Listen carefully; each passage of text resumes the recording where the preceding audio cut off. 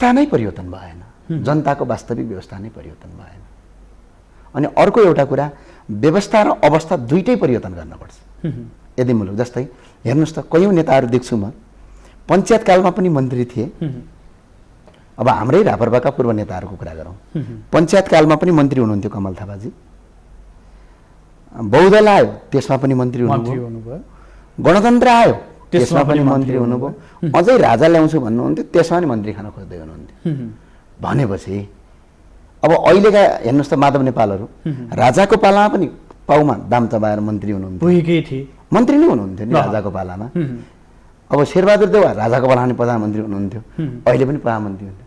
व्यक्ति परिवर्तन पनि अब व्यवस्था मात्र अलिअलि परिवर्तन भयो, व्यक्ति परिवर्तन भयो। अब व्यक्ति पनि परिवर्तन गर्नुपर्छ, व्यवस्थामा पनि जस्तो किसिमको व्यवस्था देशले धान्न सक्छ त्यो किसिमको व्यवस्था ल्याउनु पर्यो नि। यही विचार र यस्तै विचार बोक्नेहरू तपाईँहरू पनि एक ठाउँमा हुनुहुन्न आजको दिनमा? हामी त एकै ठाउँमा छौँ। हुनुहुन्छ? एकै ठाउँमा छौँ हामी, कहीँ पनि गएको छैनौँ। जसले विचार मान्छ हामी एकै ठाउँमा छौँ।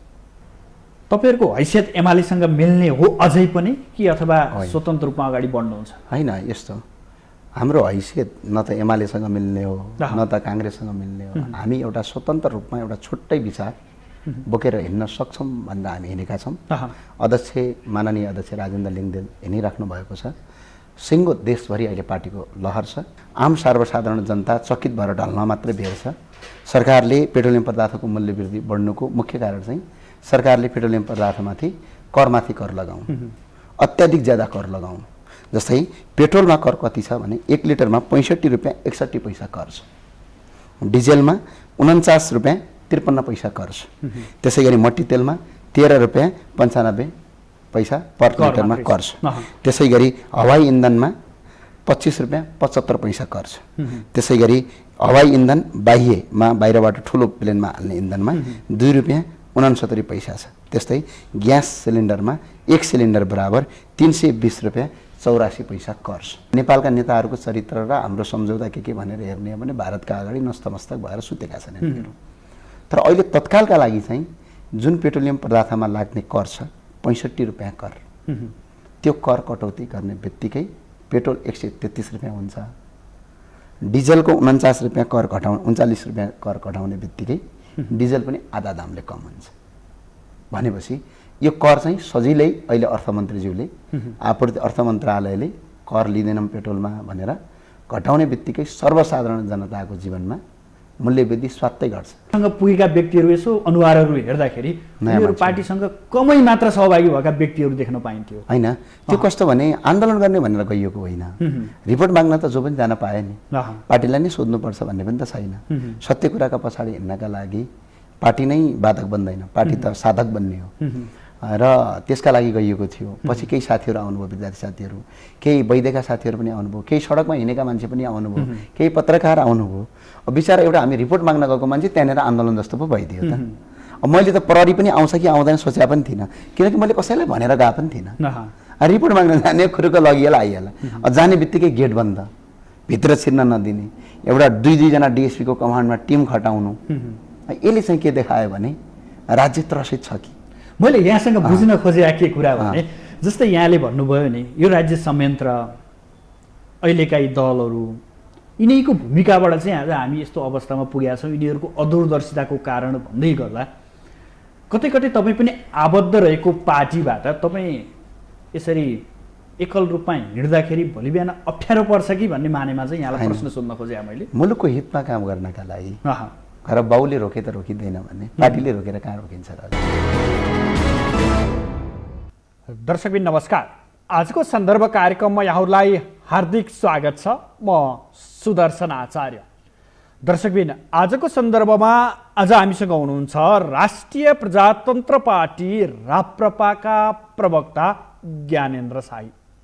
उहाँसँग आज हामी समग्रमा पछिल्लो समय हुँदै गएको मूल्य वृद्धि, यसले जनतामा पारेको प्रभाव र सरकारको मौनतादेखि लिएर सम्बन्धित निकायहरूको हेलचेक्राइसम्मका कुराकानी गर्नेछौँ। यही विषयलाई लिएर राप्रपाले नेपाल आयल निगमलाई मूल्य वृद्धि हुनुको कारण यानि कि पेट्रोलियम पदार्थमा भएको मूल्य वृद्धिको कारण के हो र यसलाई कसरी घटाउन सकिन्छ भन्ने कारण पनि सोधेको थियो। खासमा भित्री चुरो कुरो के हो त?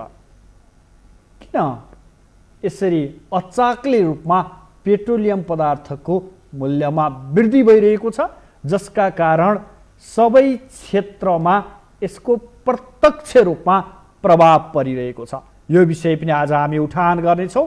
लगायत मुलुकको राजनीतिक अवस्था र व्यवस्थाका विषयमा पनि छलफल गर्नेछौँ भने स्थानीय तहमा राष्ट्रिय प्रजातन्त्र पार्टीले पाएको मत परिणाम र आगामी सङ्घ र प्रदेशसम्मको निर्वाचनका कुरा पनि आज हामी उहाँसँग गर्नेछौँ।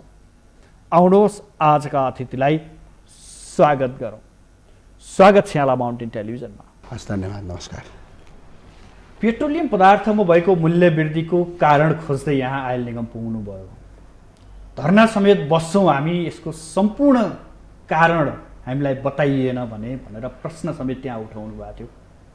पाउनुभयो कारण? पाइयो। हामीले 7वटा क्वेसनको जवाफ मागेका थियौँ। 7वटा क्वेसनको जवाफ दिनुभयो। अब यसलाई यो जुन जवाफ आयो त्यो जवाफलाई आधार मानेर चाहिँ अब थप कदम अगाडि हामी बढाउँछौँ। के रहेछ त खास हामीले चाहिँ मुख्य कुरा 7वटामा के मागेका थियौँ भने पेट्रोलियम पदार्थ र डिजलको प्रति लिटर नेपाल सरकारले किन्ने रेट कति हो त्यो मागेका थियौँ। त्यसै प्रति लिटर डिजल र पेट्रोलको शुद्धिकरण चार्ज कति हो त्यो मागेका थियौँ। त्यसै प्रति लिटर पेट्रोल र डिजल मट्टितेल बराबरको कर कति लाग्छ त्यो मागेका थियौँ। त्यसै प्रति लिटर पेट्रोल डिजल र मट्टितेलमा भाडा दर कसरी लाग्छ त्यो मागेका थियौँ। त्यसै पेट्रोल र डिजल र मट्टितेलमा अन्य कुनै चार्ज लाग्छ वा लाग्दैन, लाग्छ भने कति लाग्छ, यसको जवाफ मागेका थियौँ। त्यसपछि अर्को नेपालका भिभिआइपीहरूलाई डिजेल पेट्रोल मट्टितेल लगायतका पदार्थहरू कति निःशुल्क उपलब्ध गराइन्छ यो मागेका थियौँ। त्यसपछि नेपाल आयल निगमका कर्मचारीहरूको बोनस कति छ त्यो कुरा हामीले 7वटा बुँदामा मागेका। जवाफ के थियो? जवाफ आयो, सबैको जवाफ आयो। यसमध्ये सबभन्दा ठुलो हामीले जवाफ चाहिँ नेपालले किन्ने रेट पनि आयो। त्यस पछाडि नेपालमा कर लिने, कर देख्दाखेरि आम सर्वसाधारण जनता चकित भएर ढल्न मात्रै भेट्छ। सरकारले पेट्रोलियम पदार्थको मूल्य वृद्धि बढ्नुको मुख्य कारण चाहिँ सरकारले पेट्रोलियम पदार्थमाथि करमाथि कर लगाउनु, अत्याधिक ज्यादा कर लगाउनु। जस्तै पेट्रोलमा कर कति छ भने 1 लिटरमा 65 रुपियाँ 61 पैसा कर छ, डिजेलमा 49 रुपियाँ 53 पैसा कर छ। त्यसै गरी मट्टितेलमा 13 रुपियाँ 95 पैसा पर लिटरमा कर छ। त्यसै गरी हवाई इन्धनमा 25 रुपियाँ 75 पैसा कर छ। त्यसै गरी हवाई इन्धन बाह्यमा बाहिरबाट ठुलो प्लेनमा हाल्ने इन्धनमा 2 रुपियाँ 69 पैसा छ। त्यस्तै ग्यास सिलिन्डरमा 1 सिलिन्डर बराबर 320 रुपियाँ 84 पैसा कर छ। र यसले के देखाउँछ भनेपछि 1 लिटर पेट्रोल अहिले जसरी हामीले हाल्छौँ, सर्वसाधारण जनताले प्रयोग गर्छौँ, त्यो 1 लिटर पेट्रोलमा 65 रुपियाँ 61 पैसा सरकारलाई कर तिर्छ भने यो कर कम गर्ने बित्तिकै पेट्रोल र पेट्रोलियम पदार्थको मूल्य आधा दामले कम हुन्छ अनि मूल्य वृद्धि हुँदैन। यहाँले भिभिआइपीको पनि प्रसङ्ग उठाउनु भएको थियो। खासमा त्यो के रहेछ त्यो बुझ्ने प्रयास गर्नुभयो यहाँले? मैले गरेँ। भिभिआइपीलाई पेट्रोल दिन्छ, हेरी दिन्छ दर्जा, निःशुल्क उपलब्ध गराउँछ।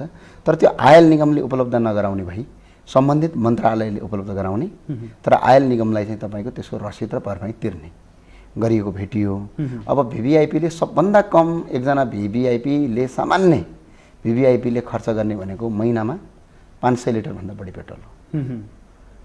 त्यो हिसाबले अहिले चाहिँ त्यहाँ देखियो। अब भिभिआइपीका लागि चाहिँ नेपालले झन्डै 1 वर्षमा मात्रै भिभिआइपीका लागि खर्च भनेर नेपालले 1.5 अर्बभन्दा बढी खर्च गर्ने गर्छ।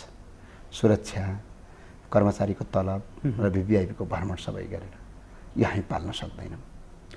अब भन्दैनस्, तपाईँहरूले कारण त खोज्नुभयो, त्यहाँ पुग्नुभयो, कारण त खोज्नुभयो। अब समाधानको लागि गर्नुपर्ने पहल चाहिँ कहाँनिरबाट? यसको पहल छ।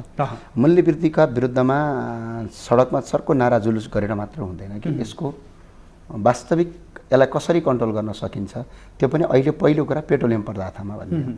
पेट्रोलियम पदार्थमा कहाँनिर कन्ट्रोल गर्न सकिन्छ भने जसरी हामीले रिफाइन ओइल हामीले किन्छौँ भारतसँग त्यसको मूल्यवृद्धि त हामी कम गर्न सक्दैनौँ।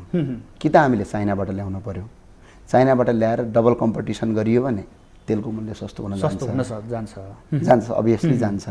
अब नेपालका नेताहरूको चरित्र र हाम्रो सम्झौता के भनेर हेर्ने हो भने भारतका अगाडि नस्तमस्तक भएर सुतेका छन् यिनीहरू। तर अहिले तत्कालका लागि चाहिँ जुन पेट्रोलियम पदार्थमा लाग्ने कर छ 65 रुपियाँ कर, त्यो कर कटौती गर्ने बित्तिकै पेट्रोल 133 रुपियाँ हुन्छ, डिजलको 49 रुपियाँ कर घटाउने 39 रुपियाँ कर घटाउने बित्तिकै डिजल पनि आधा दामले कम हुन्छ। भनेपछि यो कर चाहिँ सजिलै अहिले अर्थमन्त्रीज्यूले आपूर्ति अर्थ मन्त्रालयले कर लिँदैनौँ पेट्रोलमा भनेर घटाउने बित्तिकै सर्वसाधारण जनताको जीवनमा मूल्यवृद्धि स्वात्तै घट्छ। फेरि पेट्रोलियम पदार्थको मूल्यवृद्धिले पेट्रोलको मूल्यवृद्धि मात्र बढ्ने होइन, पेट्रोलियम पदार्थको मूल्यवृद्धि बढेका कारणले चामलको मूल्य बढ्छ, हरेक चिजको मूल्य, घिउको मूल्य बढ्छ, दुधको मूल्य बढ्छ, तरकारीको मूल्य बढ्छ, हुँदा हुँदा कन्स्ट्रक्सनमा काम गर्ने ढुङ्गाको मूल्य बढ्छ, इट्टाको मूल्य बढ्छ। यो त सबैतिर असर पर्छ यसले। त्यो भावना यो मुख्य वस्तु हो। यो मुख्य वस्तुको मूल्यवृद्धि कम गर्नका लागि सरकारलाई अब हामी पत्रचार गर्दैछौँ, अर्थमन्त्रीलाई आग्रह पनि गर्दैछौँ। 65 रुपियाँ 61 पैसा रुपियाँ पेट्रोलमा कम घटाउन सकिन्छ, 49 रुपियाँ 53 पैसा त्यसमा पनि घटाउन सकिन्छ। पेट्रोलियम पदार्थमा कर लगेर संहिता पाल्नु पर्दैन, यसको कुनै आवश्यकता छैन। भन्नुहोस्, राज्यको निकाय तपाईँहरूले दबाब दिँदैमा घट्नेवाला छ, जम्मा 10 रुपियाँ घटाउने यो सरकार, यहाँले 65 रुपियाँको कर छुटका प्रसङ्ग उठाउँदै गर्दा राज्यको आम्दानीको हिसाब पनि त उनीहरूले खोज्छन् होला। आम्दानीको हिसाब हामी देखाउन सक्छौँ सजिलै, यसको अल्टरनेटिभ पनि हामीसँग छ। अहिलेको युवा पुस्ता, अहिलेको युवा नेताहरू भनेको हामीले पहिलाको जस्तो हुँदैन, भाषण मात्र गर्ने, ढुङ्गा मात्रै हान्ने, टायर मात्र बाल्ने होइन। अहिलेको युवा पुस्ताले विकल्प पनि दिन सकिन्छ, म यसको विकल्प पनि दिन सक्छु। अहिले अर्थमन्त्रीज्यूलाई सजिलो आइडिया छ। पेट्रोलियम पदार्थमा कति हुन्छ हाम्रो आयात? करिब 2 खर्बको हुन्छ। 2 खर्बमा तपाईँले करै उठाउने भनेको पनि करिब तपाईँले 65 रुपियाँका दरले नै उठाउने हो। यदि प्रतिशतमा जाने हो भने करिब तपाईँले 50% कर उठाएको देखिन्छ म्याक्सिमम। भनेपछि 1 खर्ब रुपियाँ कर उठाउने हो तपाईँले पेट्रोलियम पदार्थबाट, टोटल आयातबाट। अब यसलाई कम गर्नका लागि एउटा तरिका के छ भने हाम्रो टोटल टर्नओभर कति छ? हाम्रो अहिले व्यापारिक कारोबार झन्डै 52 खर्बको छ। 52 खर्बको कारोबारमध्ये झन्डै 50 खर्ब रुपियाँको कारोबार छोडिदिनुहोस्, 2 खर्ब पेट्रोलियम पदार्थको माइनस गरिदिनुहोस्। 50 खर्बको कारोबारमा हामीले 40% कर राज्यलाई तिर्छौँ। त्यो भनेको करिब 20 खर्ब रुपियाँ ट्याक्सबाट उठ्छ। तर उठ्छ कति? यहाँ 8 खर्ब। बाँकी रहेको 12 खर्ब कहाँ गयो? कर चोरी भएको छ। त्यो कर चोरी भएकोलाई रोक्न सकियो भने पेट्रोलियम पदार्थमा कर लिनुपर्ने कुनै आवश्यकता छैन। त्यो फेरि अर्थमन्त्रीले एकैछिनमा गर्न सक्नुहुन्छ फेरि, किन अर्थमन्त्रीले चाह्यो भने सक्नु एकैछिन सकिन्छ। किनभने कर्मचारीलाई पारदर्शितामा ल्याउने हो, व्यापारीहरूलाई अन्डर भ्यालुएसन गर्न नदिने हो, र अनि भ्याट कोले छलेको छ त्यसको अनुसन्धान गर्ने हो। सजिलै एकैछिन सकिन्छ, 1 महिनामा गर्न सकिने काम हो। यो गर्दाखेरि झन्डै 20 खर्ब रुपियाँ त करबाट उठाउन सकिन्छ भने पेट्रोलियम पदार्थमा कर लिनु पनि कुनै आवश्यकता छैन। अर्को कुरा यसलाई कसरी उठाइएको छ भने यो अनावश्यक रूपमा जसरी वृद्धि गरिएको छ नि, यो निजी क्षेत्रलाई आयल निगम जस्तै अर्कै कम्पनीलाई सुम्पिनको लागि पनि यो अचाकले वृद्धि गरिया हो भनेर त्यो कोणबाट पनि थोरै विश्लेषण गर्न थालेको छ। यसमा सत्यता कति हुनसक्छ? अनि यसको सत्यता कस्तो भने आयल निगमले जसरी तेल अहिले बेचेको छ, जुन भाडा दर कायम गरेको छ, जुन कमिसन कायम गरेको छ, सरकारले बेच्नु र प्राइभेटले बेच्नु त केही फरक देखिएन नि। एउटा कुरो, सरकार प्रत्येक वर्ष म घाटामा छु भन्छ। घाटामा कसरी हुन्छ भने कर लिन्छ, त्यो कर आयल निगमबाट पैसा तिर्नुपर्छ। त्यो कर कम गर्ने बित्तिकै आयल निगम जहिले पनि फाइदामा जान्छ। र यो एउटा षड्यन्त्र त हुनसक्छ। तर अन्तर्राष्ट्रिय बजारमा पेट्रोलियम पदार्थको मूल्य वृद्धि नभइकन नेपालमा मूल्य वृद्धि गर्नु भनेको कहीँ न कहीँ षड्यन्त्रको गन्ध देखाइएको छ। यहाँ रुस र युक्रेनलाई देखाइएको छैन। त्यो हामीले यसको यथेष्ट प्रमाण पनि खोज्यौँ। हामी हिजो किन गएका थियौँ भने हामी आन्दोलन गर्न गएका थिएनौँ। हामीले त यसको सत्य तथ्य हामीलाई जानकारी चाहियो। हरेक नेपालका नागरिकलाई जानकारी लिन पाउने अधिकार छ। हरेकले बुझ्नुपर्छ। आज पेट्रोलियम पदार्थमा कति तिर्दैछौँ कर? 65 रुपियाँ 61 पैसा 1 लिटरमा हरेक नागरिकले आज तिरिराखेको छ सरकारलाई भने यसको हिसाब किताब त अब चाहियो नि हो। त्यसमा चाहिँ एउटा विषयवस्तु के हो भने अन्तर्राष्ट्रिय स्तरमा युक्रेन र रसियाको युद्धका कारणले पेट्रोलियम पदार्थको मूल्यवृद्धि भएको छैन। अहिले इन्डियाले यो वर्षकै सबभन्दा सस्तोमा विगत 6 महिनाको सबभन्दा सस्तोमा कच्चा पदार्थ तेल ल्याएको छ भने त उसले सस्तोमा कच्चा पदार्थ खरिद गर्ने बित्तिकै तेल रिफाइन ओइलको पनि त मूल्यवृद्धि कम भइहाल्छ भने यसले कहाँ असर गरेको छ? यो त देखाउने नियत कहाँनिर छ भने जसरी पनि कर्मचारी पाल्नु छ। अहिलेको अर्थमन्त्रीज्यूले बजेट पारित गर्नुभयो 17 खर्बको करिब 18 खर्बको। हाम्रो वैदेशिक ऋण कति छ? 18 खर्ब रुपियाँ छ। हामीले ऋण कति माग्न खोजिरहेका छौँ? 5 खर्ब रुपियाँ ऋण मागिरहेका छौँ। हाम्रो खर्च कति छ? 12 खर्ब। हाम्रो आम्दानी कति छ? 8 खर्ब। आम्दानी 8 खर्ब, खर्च 12। बाँकी 4 खर्ब कहाँबाट ल्याउने? अब विदेशीहरूले ऋण दिएनन् भन्दा देश त्यो पाल्न सकिँदैन। अनि के गर्ने भने जनताका नेसेसरी गुडहरूमा कर लगाउने अनि कर बढाएर चाहिँ त्यो खर्च परिपूर्ति गर्ने जुन अर्थमन्त्रीको जुन सोच छ बिल्कुलै अराजनीतिक, अलोकतान्त्रिक र अर्को कुरा भन्ने हो भने अध्ययनको कमी, अर्थ सम्बन्धी कुनै पनि ज्ञान नभएको त्यो अज्ञानताको कमी त्यहाँ झझल्किन्छ। त्यसको कारणले गर्दा यो अहिले हामीले समस्या भोगेको हो। यहाँहरूले खबरदारी गरिरहनु भएको छ, बारम्बार गरिरहनु भएको छ। योभन्दा अगाडि पनि यहाँहरू बोल्नुहुन्थ्यो, खबरदार गर्नुहुन्थ्यो, तर सरकारले टेर्दैन होइन। सरकारले टेरेन भने अहिले पनि हामीले आग्रह गर्छौँ यो मूल्यवृद्धि त स्वयं ज्ञानेन्द्र साई वा रापरबा वा तपाईँ पत्रकार सोध्ने मान्छे हामीलाई मात्र असर पर्ने होइन नि त। स्वयं सरकारलाई जसले भोट हाले हिजो उहाँहरूलाई पनि असर पर्ने हो। स्वयं हाम्रो अर्थमन्त्रीज्यूलाई जहाँबाट चुनाव जिताए जनताले, रुकुम पश्चिमको जनताले, उहाँहरूलाई पनि त्यसको असर पर्ने हो भनेपछि यहाँ कुनै पार्टी, कुनै दल र कुनै व्यक्ति हेर्ने कुरा विषयवस्तु रहेन। यो समग्र जनताको समस्या हो। यसको असरले सिङ्गो देशको अवस्था नै काट पल्टिन सक्छ। सिङ्गो जस्तो पेट्रोलियम पदार्थको मूल्यवृद्धि बढायो हुनाले सबै चिजमा बढ्छ नि त। त्यो भएकोले यो कुनै दल पार्टीगत नभए हुनाले यो सबैको साझा एजेन्डा हो। त्यो भएर सबै जनताले जबसम्म अर्थमन्त्रीज्यूले कर घटाउनुहुन्न तबसम्म दबाब जारी राख्नुपर्छ। दबाब राखेपछि यो सम्भव बाटोतिर देखिन्छ। यहाँ त ओइल निगममा धर्ना बस्ने भनेर पुग्नु होइन, धर्ना बस्ने यस्तो यहाँको अभिव्यक्ति जसरी झल्किन्थ्यो त्यहाँनिर अभिव्यक्ति होइन। यसो भएको हामीले रिपोर्ट मागेका थियौँ, हामी आन्दोलन गर्न भनेर गएकै होइनौँ र मलाई लाग्छ सडकमा टायर बालेर पेट्रोलियम पदार्थको मूल्यवृद्धि कम हुने पनि होइन। तपाईँ आज यो भन्दै हुनुहुन्छ? होइन, कहिले मैले आजका जीवनसम्म कहिले पनि टायर बालेको छैन। आजको दिनसम्म एकजना प्रहरीमाथि ढुङ्गा हानेको छैन, कसैको घर फोडेको छैन, कहीँ कसैलाई सिसामा एउटा ढुङ्गाले स्कुल बसमा हानेको छैन, एउटा सडकमा टायर बालेको छैन। अभिव्यक्ति स्वतन्त्रका रूपमा आन्दोलन गरियो। अब बिल्कुलै फरक किसिमको आन्दोलन गर्नुपर्छ। तपाईँले करिब यो 4 वर्षको पिरियडमा धेरै आन्दोलन गरियो होला, तर कुनै पनि आन्दोलनमा मैले एकजना प्रहरीमाथि हातपात पनि गरेको छैन। कुनै पनि आन्दोलनमा एक ठाउँमा टायर पनि बालेको छैन। कुनै पनि आन्दोलनमा एकछिन पनि कुनै सवारी साधन रोकेको छैन। कुनै पनि आन्दोलन तपाईँ होला, तपाईँको समूह होइन, हाम्रो समूह र हाम्रो अभियान। अन्यले के गरे यो किसिमको अवस्थाले मुलुक विकास होइन, मुलुक विनाशतिर जान्छ। हामीले आन्दोलन कुन चिजमा गर्ने भन्ने कुराको पहिला फाइन्ड आउट गर्नुपर्छ। हाम्रो समस्या के हो पहिला त्यो समस्यालाई त पत्ता लगाउन पर्यो नि। समस्या पत्ता नलगाइकन त्यतिकै उफ्रेर त्यसको कुनै समस्याको समाधान निक्लिँदैन। समस्या यहाँ के रहेछ?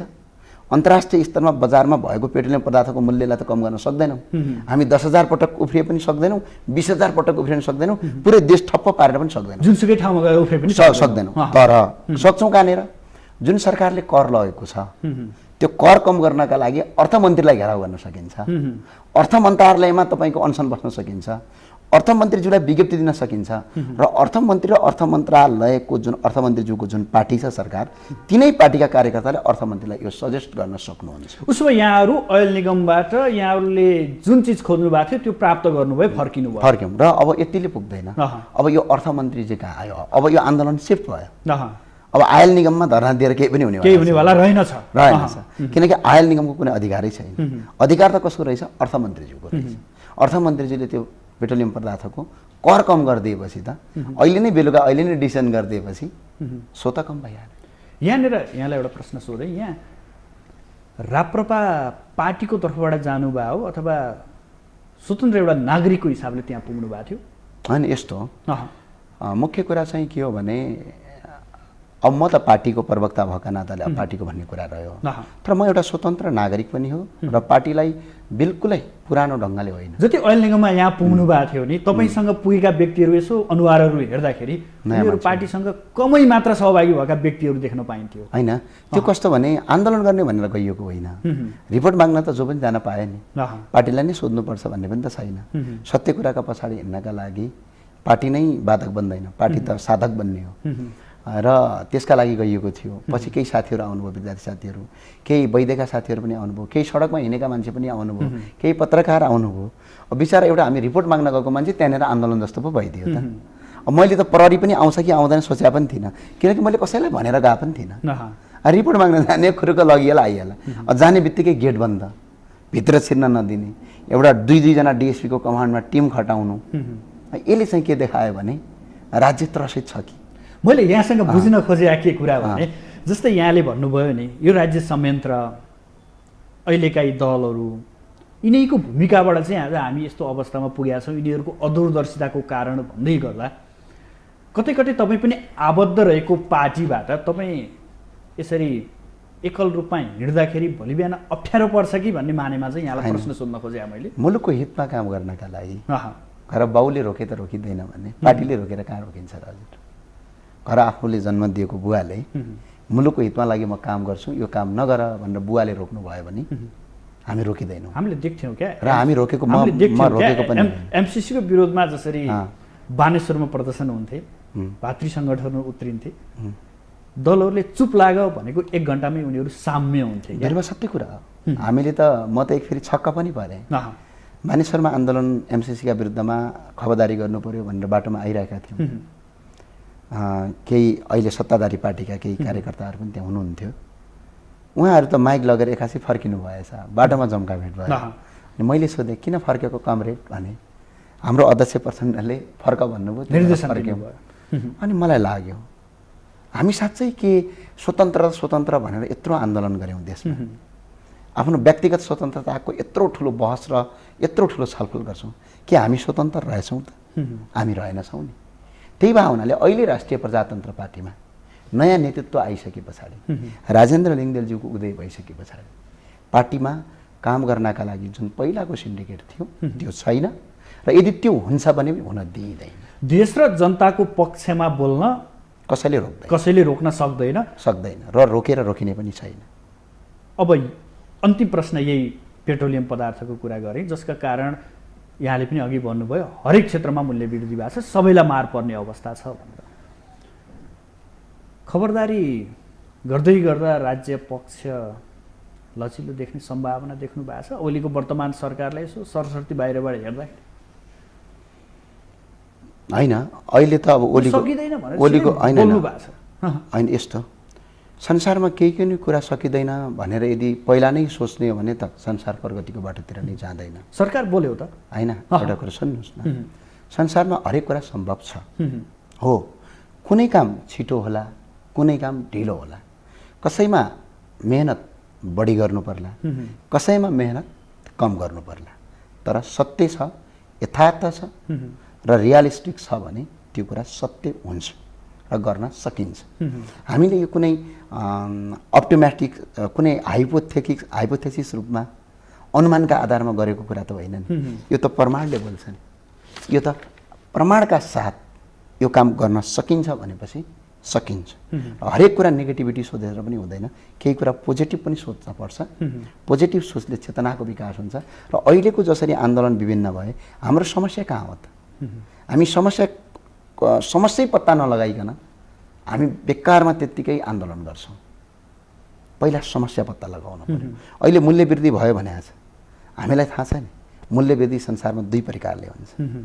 एउटा आपूर्ति र मागको सम्बन्धको कारणले, बजारमा माग ज्यादा भयो, आपूर्ति कम भयो भने मूल्य वृद्धि हुने हो। अर्को सिन्डिकेट।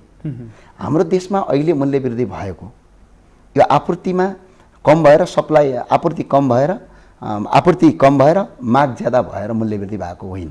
अहिले केही सिन्डिकेटधारीहरूले केही व्यवसायीहरूले अहिले जानी मूल्य वृद्धि गराएको।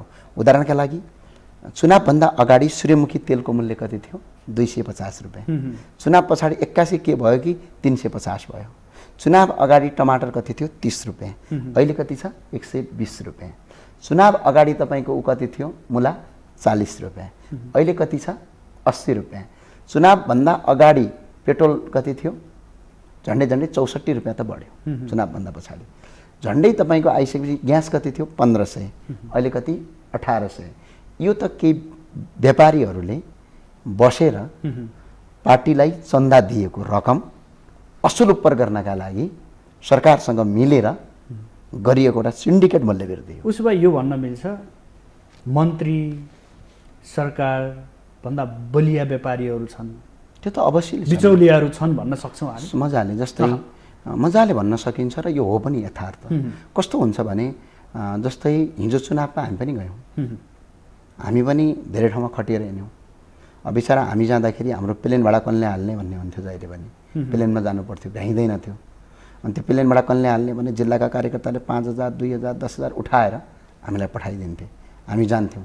कतिपय ठाउँमा हामीले होटलमा बस्दैनौँ। म आज पनि कार्यक्रममा अस्तिबाट मैले घोषणा पनि गरेँ, म कुनै पनि होटलमा नबस्ने देशभरि। जहाँ छ तिनैको घरमा गएर खाएर आउने। यसले खर्च कटौती हुन्छ र नेता के हुन्छ? आजबाट स्वावलम्बन हुन्छ। मेरो कमाइ छ भने कमाइका आधारमा मैले गर्ने हो। अहिले जसरी मैले आफ्नो जीवन जिराखेको छु, मैले कोट किनेको छु, यो मेरो कमाइले हो। किनकि मेरो अनलाइन मार्केटहरू छन्। सरकारले यदि भोलि मलाई खोज्यो भने म त्यसको जवाब दिन सक्छु। र मैले त रिपोर्टर्स क्लबमा प्रेस मिट गरेर पनि जानकारी गराएँ कि मेरो सम्पत्ति यति, यहाँबाट यसरी इन्कम भइरहेको यसरी आउँछ भन्ने कुरा भनेर मैले देखाएको छु। र नेपालको यो इतिहासमा पहिलोपटक देखाइएको कसैले पनि आजका दिनसम्म स्वयं अहिलेका चर्चित नेताहरू गगन कुमार थापाहरू लगायतका अन्य कोही नेताहरूले पनि देखाएका छैनन्। किन अरूले देखाएन भन्दा मैले नदेखाउने भन्ने छैन हो। त्यसमा कसैले विरोध गर्लान्, के गर्लान्, अदालत छ, मुद्दा हाले हुन्छ, सम्पत्ति हेर्दिए हुन्छ र त्यो स्रोत कहाँबाट आएको छ स्रोत खोज्दै पनि हुन्छ। मैले त खुलस्त पारिदिएको छु हो। आज के भयो भने चुनाव खर्चिलो भयो। चुनावमा त झन्डा अरबभन्दा बढी खर्च हुन थाल्यो। त्यो पैसा कहाँबाट आउँछ त? राजनीतिक पार्टीले त व्यवसाय गर्दैन। अनि के गर्छ भने व्यापारीहरूले इन्डाइरेक्टली रूपमा के गर्छन्? चन्दा दिन्छन्। अनि त्यो चन्दा चुनावको बेला दिन्छन्। अनि चुनाव जित्ने बित्तिकै तिनको जो सामान बेच्छन् त्यसमा मूल्य वृद्धि गरेर जस्तो 10 करोड रुपियाँ अहिले दिए भने व्यापारीले स्वाभाविक रूपमा 10 करोड दिए भने 20 करोड चुनाव पछाडि उसले कमाउँछ। 10 करोड त फाइदा कमाउँछ। अनि त्यसका लागि पनि पार्टीलाई चन्दा दिन्छ। तर त्यसको मार कसले खोप्छ? न पार्टीका नेताले खेप्छन्, न ती व्यापारीले खेप्छन्, सिर्फ हामी त्यही भोटर जनताले खोज्छ। यो वास्तविकता हो। ल अहिले नै खाने तेलको छानबिन गरौँ। सूर्यमुखी तेल, अमृत तेल, यिनीहरूको छानबिन गरौँ। यिनीहरूले विदेशबाट कतिमा किनेर ल्याउँछन्, नेपालमा कतिमा बेच्छन्। ल आज छानबिन गरौँ। यिनीहरूले तोरी कतिमा किन्छन् र उत्पादन गर्दाखेरि बिजुली कति खर्च हुन्छ, त्यसमा कामदार कति लाग्छन् र त्यसको 20% फाइदा हानेर बजारमा बेचौँ। तेल अहिले आधा दामभन्दा कममा बेच्दाखेरि पनि 20% फाइदा हुन्छ। उसले हामी राजनीतिक दललाई गाली गर्थ्यौँ नि, राजनीतिक दलभन्दा अझ शक्तिशाली र मुलुकलाई यो अवस्थामा पुर्याउने व्यापारी र बिचौलिया हो यसरी भनिदिउँ फेरि? होइन, व्यापारी हुन् भन्न मिल्दैन। सबै व्यापारीले त्यो गरेको पनि होइन। कस्ता भने बिचौलिया व्यापारीहरू छन्। केही हेर्दाखेरि व्यापारी जस्तो देखिने तर उनीहरू वास्तवमा व्यापारी पनि होइनन्। जस्तै ठेक्कापट्टा हुन्छ नेपालमा। तपाईँ जस्तै यो मलको अनुदान देख्नु भएको छ। पटक पटक मलको अनुदानमा सरकारले यति अर्ब भन्ने छुटाउँछ है। तर नेपालमा मलको फ्याक्ट्री कतिमा लाग्दो रहेछ मैले अस्ति अध्ययन गरेको थिएँ एउटा कृषि विज्ञसँग राखेर र एउटा रासायनिक विज्ञसँग छलफल पनि गरेको थिएँ मैले एउटा सानो कार्यक्रममा। ल भनिदिनुहोस् न मल चाहिँ कतिमा उत्पन्न हुन्छ? नेपालमा 62 अर्बदेखि 70 अर्ब रुपियाँ खर्च गर्ने हो भने ठुलै मलको फ्याक्ट्री नेपालमा लगाउन सकिँदो रहेछ। तर हरेक वर्ष सरकारले कहिले 15 अर्ब, कहिले 25 अर्ब, कहिले 30 अर्ब छुटाउँछ। तर किसानलाई जब खेतबारीमा छर्दाखेरि मल हुँदैन र असारमा चाहिने मल असोजमा आइपुग्छ। किसानले त मल भारतमा गएर किन्न पनि सक्दैन। किन्यो भने पुलिसले पक्राउ गर्छ। यस्तो अवस्थामा राज्यले चाह्यो भने, सरकारले चाह्यो भने मलको फ्याक्ट्री त अहिले कहिले ल्याउन सकिन्छ। तर किन लगाउँदैन? त्यो अनुदान किन राख्छ, बजेट किन राख्छ भने त्यो 15 अर्ब 30 अर्ब रुपियाँ एकजना व्यापारीलाई ठेक्कामा दिन्छ। जस्तो अघिल्लो पटक शारदा अधिकारीजीलाई ठेक्कामा दिएको थियो। अनि त्यो ठेक्कामा दिन्छ, अनि त्यो व्यापारीले ठेक्का हाल्छ, अनि त्यसले मल ल्याउँदैन, पैसा लिन्छ। अनि त्यो पैसा लिन्छ, त्यसको 50% चाहिँ जसले ठेक्का दियो तिनीहरूको घर घरमा पैसा पुर्याइदिन्छ। अनि तल किसान भोकभोकै मर्छ। अनि त्यो पैसा कसको? जनताबाट कर तिरेर आर्जेको रकम हो। अनि यस्तो किसिमको व्यवस्था छ। आज सडक पनि ठेक्का लिन्छन्, काम गर्दैनन्। समग्रमा यसो भनौँ, उसो भए सिधै राजनीतिक दलको आफ्ना कार्यकर्तालाई व्यापारी बनाइदिन्छन् पहिला। अब अहिले जो ठुल्ठुला व्यापारीहरू भनिएका छन् कन्स्ट्रक्सन लाइनमा, ठेक्कापट्टा लाइनमा, तिनीहरूको ब्याकग्राउन्ड एकछिन खोतल्नुहोस् त। उनीहरू कुनै पनि व्यापार छैन। राज्यको पैसा लिने, काम नगर्ने, अनि आधा आधा कमिसन कर्मचारी र नेतालाई खुवाउने, अनि फेरि पनि ठेक्का लिने, अनि अलपत्र पार्ने। त्यति धेरै टाढा जानु पनि परेन। अहिले अर्थमन्त्रीलाई जुन रूपमा प्रश्न उठाइएको छ त्यहाँनिर पनि अधिकांश कुराहरू त्यहाँबाट पनि खोल्नेवाला छन्।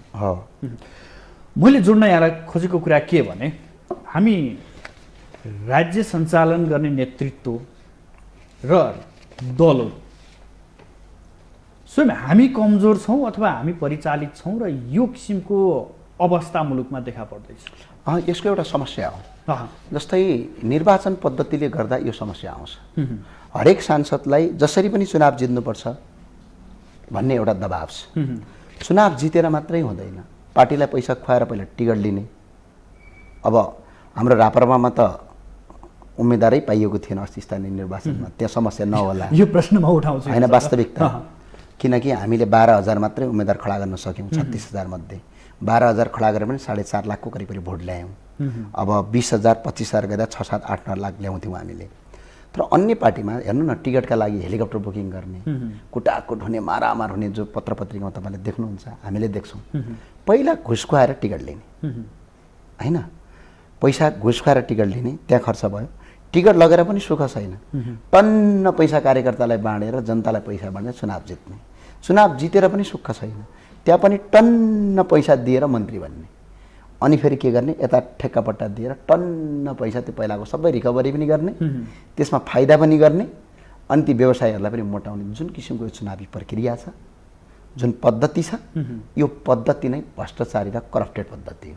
यो पद्धतिको परिवर्तन नगरिकन देश परिवर्तन हुँदैन। जस्तो अहिले स्थानीय तहमा जसरी मेयरहरू आए, त्यो स्थानीय कार्यकारी हुन्छ मेयर, तर सांसद त भोलि कार्यकारी हुँदैन। सांसद कार्यकारी हुनका लागि त मन्त्री बन्नु पर्यो, होइन? भनेपछि एकजना सांसदले जितेर पनि केही काम छैन। स्थानीय तहमा त एकजनाले जितेर नि काम छ। हो, जसरी त्यो स्थानीय तहमा जसरी मेयरलाई प्रत्यक्ष चुनाव जितेर ल्याउँछौँ, त्यस्तै गरेर देशको कार्यकारी प्रधानमन्त्री जनताबाट प्रत्यक्ष निर्वाचित ल्याउन। यो भ्रष्टाचारको एउटा पाटो नै खत्तम हुन्छ। राप्रपाको एजेन्डाभित्रको एउटा हो होइन, हाम्रो एजेन्डा त हो, तर वास्तविक मेरो एजेन्डा भनेर मैले गौरव गर्नुभन्दा पनि यो जनताको एजेन्डा हो। अर्थात् हाम्रो एजेन्डा भनेर गौरव गर्नुभन्दा पनि यो जनताको एजेन्डा हो। किनकि जनताबाट प्रत्यक्ष भोट हालेर प्रधानमन्त्री चयन गरौँ। त्यसले के गर्छ, त्यो प्रधानमन्त्रीले क्यापासिटी विज्ञताका आधारमा मन्त्री बनाइदिन्छ। ऊ 5 वर्ष फिक्स हुन्छ, उसलाई कसैले पनि हटाउन सक्दैन। अनि उसले देशको हितमा पनि काम गर्छ। झन्डै देशको 2/3 बहुमतका साथ त्यसले चुनाव जित्यो भने उसले देशको त अभियसली हित गर्छ। हामीले अवस्था बदल्यौँ, व्यवस्था बदलेनौँ। व्यवस्था बदल्न सक्ने यी राजनीतिक दल र यी पात्रहरू अवस्था बदल्न किन खोज्दैनन्? अनि यस्तो भयो, व्यवस्था बदलौँ भन्नुहुन्छ, हामीले केही पनि व्यवस्था बदलेका छैनौँ। व्यवस्था बदलेनौँ, 7 सालपछि त्यो त कागजमा परिवर्तन भयो भने कागजमा परिवर्तन भयो, लेखाइमा परिवर्तन, व्यवहारमा त भएन नि। जस्तै के परिवर्तन गर्नु, 46 सालमा पनि त्यस्तै चुनाव हालेर यस्तै चुनाव गरेर भोट गरेर सांसद मन्त्री बन्थे। अहिले पनि त्यही छ। 46 सालमा पनि यसरी नै चुनावमा भोटसोट हालेर सबै मिलेर माथि टक टक टक गरेर अनि मन्त्री महामन्त्री चयन गर्थे। अलि चित्त बुझेन भने त्यहीँभित्र झगडा गर्थे, फेरि फाल्थे। अहिले पनि त्यही छ। अब राष्ट्रपतिको ठाउँमा राजा ल्यायौँ, बस त्यति हो। केही फरक पर्यो? परेन। राजाको ठाउँमा राष्ट्रपति आयो, अरू केही पनि फरक परेन। हिजो राजा पनि प्यासिभ थिए, आज राष्ट्रपति पनि प्यासिभ हुनुहुन्छ। राजा चाहिँ बरु देशको हितमा काम गर्थे, एउटा व्यक्तिको हुँदैन थियो, सबै दलको साझा हुन्थ्यो, कुनै दल हुँदैन थियो राजाको। राष्ट्रपतिको चाहिँ दल हुन्छ। त्यो कारणले गर्दाखेरि व्यवस्था नै परिवर्तन भएन, जनताको वास्तविक व्यवस्था नै परिवर्तन भएन। अनि अर्को एउटा कुरा, व्यवस्था र अवस्था दुइटै परिवर्तन गर्नुपर्छ यदि मुलुक। जस्तै हेर्नुहोस् त, कयौँ नेताहरू देख्छु म, पञ्चायतकालमा पनि मन्त्री थिए, अब हाम्रै रापरपाका पूर्व नेताहरूको कुरा गरौँ, पञ्चायतकालमा पनि मन्त्री हुनुहुन्थ्यो कमल थापाजी, बहुदल आयो त्यसमा पनि मन्त्री हुनुभयो, गणतन्त्र आयो त्यसमा पनि मन्त्री हुनुभयो, अझै राजा ल्याउँछु भन्नुहुन्थ्यो त्यसमा पनि मन्त्री खान खोज्दै हुनुहुन्थ्यो। भनेपछि अब अहिलेका हेर्नुहोस् त माधव नेपालहरू राजाको पालामा पनि पाउमा दाम चबाएर मन्त्री हुनुहुन्थ्यो, मन्त्री नै हुनुहुन्थ्यो नि राजाको पालामा। अब शेरबहादुर देउवा राजाको पालामा पनि प्रधानमन्त्री हुनुहुन्थ्यो, अहिले पनि प्रधानमन्त्री हुन्थ्यो। व्यक्ति परिवर्तन पनि अब व्यवस्था मात्र अलिअलि परिवर्तन भयो, व्यक्ति परिवर्तन भयो। अब व्यक्ति पनि परिवर्तन गर्नुपर्छ, व्यवस्थामा पनि जस्तो किसिमको व्यवस्था देशले धान्न सक्छ त्यो किसिमको व्यवस्था ल्याउनु पर्यो नि। अहिले अर्थमन्त्रीलाई कराएर हुन्छ? सबैभन्दा उत्कृष्ट व्यवस्थामा हामी छौँ भनेर अहिले छैनौँ दलहरू बोल्छ। होइन यस्तो अब यहाँभन्दा कहाँ जाने भन्ने उहाँहरूको प्रश्न आउँछ। जाने बाटो छ, हामी देखाइदिन्छौँ नि त, हामी जाने बाटो देखाउँछौँ। राप्रपाको प्रसङ्ग उठाउँ उता उल्टो फर्किन लागेको पार्टीका कुरा नगरिदिनुहोस् न भनेर प्रति प्रश्न हामीलाई आउने गर्छ क्या। यसो हुन्छ, जन्म दिने बुवालाई झुकेर ढोक गर्दाखेरि म पुरानै ठाउँमा फर्किएँ, ढोक गर्नु हुँदैन भनेर यदि कसैले त्यस्तो मानसिकता राख्छ भने त हाम्रो र तपाईँको भन्नु केही छैन। तर जन्म दिने आमा बुवा, मातृभूमि र आफ्नो वैदिक सनातन र आफ्नो पुर्खाको इतिहासलाई जसले बिर्सिन्छ नि त्यसले संसारमा जति प्रगति गरे पनि सन्तुष्ट हुँदैन। हामी रापरपा पुरानो ठाउँमा फर्केको होइन, अझै हामी वैज्ञानिक ठाउँमा फर्केको। जस्तै गणतन्त्रको, लोकतन्त्रको, प्रजातन्त्रको सबभन्दा उत्तम विकल्प के हो? जनताबाट प्रत्यक्ष निर्वाचित कार्यकारी प्रधानमन्त्री हो। रापरपाले त्यो पोख्यो। गणतन्त्रको एजेन्डा पनि, प्रजातन्त्रको एजेन्डा पनि, लोकतन्त्रको एजेन्डा पनि, जो जनतालाई अधिकार दियो। तर सँगसँगै हामीले राज संस्था बन्यौँ। हो, राज संस्थाको कुरा गर्छौँ। राज संस्था किन बोक्यो रापरपाले भन्दाखेरि हामीले राष्ट्रपति राख्यौँ। राष्ट्रपतिबाट 3टा चिजको खतरा भयो। एउटा, राष्ट्रपति प्रत्येक 5 वर्षमा अर्को फेर्नुपर्छ। हाम्रो आर्थिक स्थितिले धान्न सक्दैन प्रत्येक 5 वर्षमा नयाँ नयाँ भिआइपी पाल्नका लागि। अहिले पनि एउटा राष्ट्रपति हुनुहुन्छ, एउटा उपराष्ट्रपति हुनुहुन्छ, एउटा पूर्व उपराष्ट्रपति हुनुहुन्छ, एउटा पूर्व उपराष्ट्रपति हुनुहुन्छ, 4 जना हुनुभयो। अब फेरि अर्को आउने बेला पनि भइसक्यो, केही महिना केही वर्ष बाँकी छ भने प्रत्येक वर्ष यसरी फेर्दै फेर्दै पाल्दै जाने हो भने देशको अर्थतन्त्रले धान्दैन। एउटा कारण। अर्को कारण, राष्ट्रपति कसैको साझा हुँदैन, त्यो दलको हुन्छ, कुनै व्यक्तिको हुन्छ। राजा के हुन्छ? कुनै राजाको दल पनि हुँदैन, कुनै व्यक्ति पनि हुँदैन, राजा सबैको के हुन्छ? साझा हुन्छ। अर्को एउटा, हामी नेपालीको शिर ठाडो हुने, राष्ट्रिय एकतामा बस्ने, सबै कुनै जात विशेषले नमान्ने, कुनै धर्म विशेषले नमान्ने, तर राष्ट्रिय एकतामा बस्ने, अन्तर्राष्ट्रिय जगतमा मुलुकको छवि हुने गरे। जस्तै संयुक्त राष्ट्र सङ्घमा राजा जाँदाखेरि के भन्छ? मेजिस्ट्रेट भनेर अन्य देशका राष्ट्रपतिले शिर झुकाएर सम्बोधन गर्नु पर्थ्यो। तर हाम्रो देशको अहिले राष्ट्रपति या प्रधानमन्त्री जाँदाखेरि अनरेबल भन्छन्, ह्यान्डसेक गर्छन्। हाम्रो देशको राजा विदेश भ्रमण जाँदाखेरि विदेशीले गर्ने सम्मान र हाम्रो देशको राष्ट्रपति विदेश जाँदा गर्ने सम्मान आकाश जमिन फरक छ। पहिचानको लागि भयो नि आवश्यक पर्यो। संसारमा मान्छे जति धनी भए पनि आफ्नो पहिचान चाहिन्छ, आफ्नो अस्तित्व चाहिन्छ। हेर्नुहोस्, तपाईँ जति धनी भए पनि, जति ठुलो मान्छे भए पनि, तपाईसँग जति पैसा भए पनि, तर तपाईँको अस्तित्व र तपाईँको आत्मसम्मान यदि भएन भने तपाईँको त्यो धनको केही पनि काम हुँदैन। अब मैले यहाँलाई यो नेपालको आत्मसम्मानका लागि शासन गर्ने होइन, संविधानभित्र बस्ने संवैधानिक राजा, जनताबाट प्रत्यक्ष निर्वाचित, प्रजातन्त्र, लोकतन्त्र, गणतन्त्र सबैको अमल गर्ने प्रधानमन्त्री, सङ्घ राख्ने आवश्यक छ। संसद नबनाउने, संसद चाहिँ बनाउने तर समानुपातिक बनाउने, संसदबाट प्रधानमन्त्री नबनाउने, किनकि विज्ञताका आधारमा बनाउने, विज्ञान क्षेत्रको मान्छेलाई विज्ञान मन्त्री बनाउने, सम्बन्धित क्षेत्र। अनि स्थानीय त ठिक छ, यसलाई कन्ट्रोल गर्नुपर्छ राख्ने, तर यो प्रदेश कुनै पनि काम छैन। यसले खर्च मात्रै बढाएको छ। यो 5 वर्षमा 15 खर्ब रुपियाँ गएछ प्रदेशमा। 15 खर्ब रुपियाँ आज खर्च गर्दा भए कति हुन्थ्यो थाहा छ? 1500वटा 100को अस्पताल, 1500वटा अस्पताल, 22,50,000 जनालाई 15 खर्बमा रोजगारी सिर्जना गर्न सक्थ्यौँ हामी। त्यो सबै हामीले गुमायौँ। यो कुनै आवश्यकता छैन। वैज्ञानिक ढङ्गले अगाडि बढौँ। अब मैले यहाँलाई जोड्न खोजेको, यहाँले जसरी यहाँको पार्टीका मुद्दाहरू छन्, विशेष गरी 3वटा कुराहरू अघि यो पार्टीका नभनौँ, यो जनताको मुद्दा हो। अहिले जनमत गरौँ, जनता यसमा मुद्दामा जान्छ। यो भन्दै गर्दा अहिले तपाईँहरूले उठाएका यी मुद्दाहरू बोक्न यी राष्ट्रिय राजनीतिका ठुला दल मानिनेहरू तयार छैनन्। ठिक छ, उहाँ मान्नुहुन्न त? यही विचार र यस्तै विचार बोक्नेहरू तपाईँहरू पनि एक ठाउँमा हुनुहुन्न आजको दिनमा? हामी त एकै ठाउँमा छौँ। हुनुहुन्छ? एकै ठाउँमा छौँ हामी, कहीँ पनि गएको छैनौँ। जसले विचार मान्छ हामी एकै ठाउँमा छौँ। जसले विचारै छोडेर गयो भने त हाम्रो भन्नु के छ? तपाईँले नै भोलि म टेलिभिजन छोड्छु भनेर जानुभयो भने तपाईँ किन बस्नु भएन भनेर सोध्ने त कुरा भएन नि। तर यस्तै टेलिभिजन अर्को पनि चलाउँछु भनेर जानुभयो भने पनि सोध्ने कुरा हुँदैन। छोडेरै गएपछि त के भन्ने त? त्यसको कुनै उयो छैन। मात्रै त्यति हो? त्यति हो, केही पनि होइन। कुनै पनि त्यसको कारण पनि छैन, कुनै लजिक पनि छैन। हरेक मान्छेको आफ्नो स्वतन्त्र अधिकार हुन्छ, त्यो अधिकारको प्रयोग गर्न पाइन्छ। यहाँले कमल थापालाई इंगित गर्नुभयो होइन? कमल थापा होलान्, अन्य व्यक्तिहरू होलान्, कुनै व्यक्ति विशेषको कुरा होइन, कुनै दल विशेषको कुरा होइन। कुरा सिद्धान्तको, कुरा विचारको, कुरा यथार्थको। त्यसमा यी विचार बोक्नेहरू अन्य समूह छैनन् जस्तो लाग्यो यहाँलाई? होइन, त्यो समूह छन् भने पनि आउँदैछन्, मिल्ने क्रम जारी छ, एकजुट बन्नै पर्छ। अन्ततः सगरमाथा चढ्नु छ भने हामीले खुट्किला मिलेर अगाडि बढ्नुपर्छ। हामीले सगरमाथा पुग्ने लक्ष्य लगेका छौँ भने हामीले अलग अलग भएर हुँदैन, एकजुट भएर हुनुपर्छ। त्यो प्रक्रिया जारी छ, हुँदैछ, अझै क्रम जारी छ, जनशक्ति बढेको छ। 2074 सालको चुनाव र अहिलेको स्थानीय तहको चुनाव हाम्रो हेरिदिनुहोस् न, झन्डै हामीले 2.5 लाख भोट बढी ल्याएछौँ। तर जसरी यहाँहरूले हुङ्कार गर्नुभएको थियो नि त्यो अनुसार त आएन होइन। यसो हो, हामी एक्लै लड्यौँ नि त, हामी एक्लै लड्न सक्ने क्षमता राख्यौँ यसपटक। त्यो ठुलो कुरा हो हाम्रो लागि। मिल्नु भएको थियो कतै स्थानीय जम्मा दुई ठाउँमा थियो, जम्मा 2 ठाउँमा।